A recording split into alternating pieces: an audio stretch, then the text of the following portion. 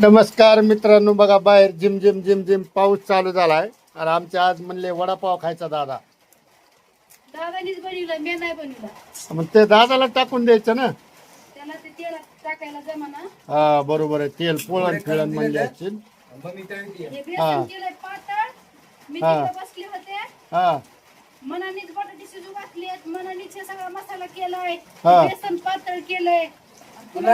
तरी चांगलं येते ते ना का वडापाव. आणि पुन्हा जेव्हा कढई टाकायला येई ना तळायला, तरी वडापाव चांगला आलेत ना, मस्त. अगो माय. चांगलं आलेत. हा चटणी केली, चटणी बी केली दादा ना. हा मी नसते आली तर मग नसतं टाकायला आलं, सगळा राडा झाला असता. हा त्याला जमत नाही ना, जरा दिदीला जमतंय चांगलं, पण दिदीला हे नाही ना.